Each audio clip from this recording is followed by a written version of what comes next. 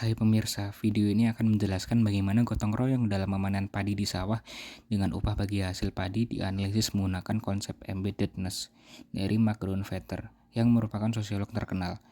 Mark menjelaskan bahwa tindakan ekonomi dalam hubungan pasar selalu dipengaruhi oleh struktur sosial. Grunfelter menekankan bahwa aktivitas ekonomi tidak hanya dipengaruhi oleh pasar bebas, tetapi juga oleh jaringan sosial di mana individu dan perusahaan beroperasi. Granovetter berpendapat bahwa hubungan sosial seperti kepercayaan, norma, dan jaringan memainkan peran penting dalam menentukan bagaimana aktivitas ekonomi terjadi dan berfungsi. Selanjutnya adalah aplikasi konsep embeddedness pada gotong royong dalam memanen padi di sawah dengan upah bagi hasil padi. Yang pertama adalah jaringan sosial dan kepercayaan. Dalam konteks gotong royong, jaringan sosial dan kepercayaan antar anggota komunitas memainkan peran penting.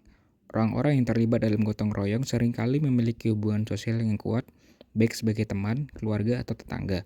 Kepercayaan ini mempermudah koordinasi dan kerjasama, serta mengurangi biaya transaksi yang biasanya muncul dalam kegiatan ekonomi formal. Yang kedua adalah norma dan nilai sosial. Norma dan nilai sosial yang ada dalam komunitas mempengaruhi bagaimana gotong royong dilakukan. Norma ini memastikan partisipasi aktif dari anggota komunitas dan mengatur perilaku mereka sehingga kegiatan ekonomi dapat berjalan dengan lancar.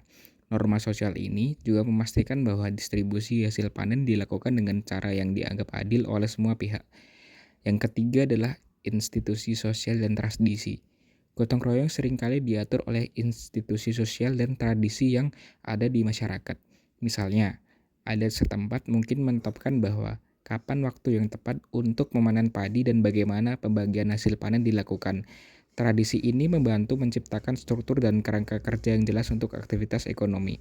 Yang terakhir adalah pembagian hasil panen. Sistem upah bagi hasil padi menunjukkan bagaimana hubungan sosial dan jaringan mempengaruhi distribusi ekonomi. Para pekerja yang membantu dalam memanen padi mendapatkan bagian dari hasil panen sebagai upah mereka. Pembagian ini tidak hanya didasarkan pada kontribusi kerja, tetapi juga pada hubungan sosial dan norma keadilan yang berlaku di komunitas tersebut.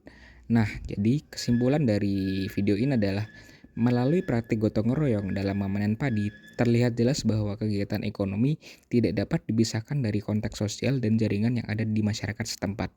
Ini sejalan dengan konsep embeddedness Mark Grunfelter yang menekankan bahwa aktivitas ekonomi selalu terikat erat dengan struktur sosial dan jaringan sosial di mana mereka terjadi.